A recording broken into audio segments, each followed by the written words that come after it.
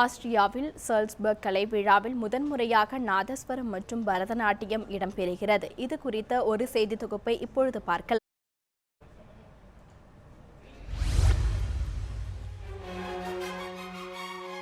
ஆஸ்திரேலியாவில் சால்ஸ்பர்க் நகரத்தில் ஆண்டுதோறும் நடைபெறும் சால்ஸ்பர்க் கலை விழாவில் உலகம் முழுவதிலுமிருந்து சுமார் 3 லட்சம் பேர் கலந்து கொள்கின்றனர். இசை, நாட்டியம் மற்றும் நாடக நிகழ்ச்சிகள் இந்த கலை விழாவில் இடம்பெறுகின்றன. 1920ஆம் ஆண்டு முதல் 95 ஆண்டுகளாக நடைபெறும் இந்த கலை விழாவில் இதுவரை கிறிஸ்துவம், இஸ்லாம் மற்றும் யூத மத நிகழ்ச்சிகளே இடம்பெற்று வந்தன.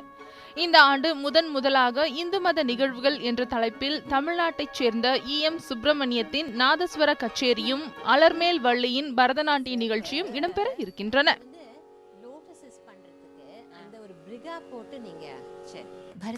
சால்ஸ்பர்க் கலை விழாவில் தமிழ்நாட்டு கலைகள் இடம்பெற தொல்லியல் துறை நிபுணர் நாகசாமி மற்றும் வியன்னா பல்கலைக்கழக பேராசிரியர் பெட்டினா பாமர் ஆகியோர் உதவி செய்துள்ளனர்.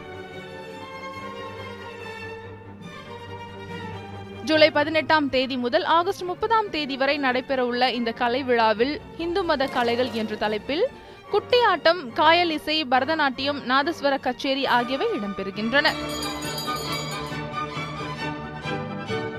உலகின் மிக முக்கிய கலை திருவிழாவாக கருதப்படும் இந்த சால்ஸ்பர்க் கலை விழாவில் 293 கலை நிகழ்ச்சிகள் இடம்பெறவுள்ளன.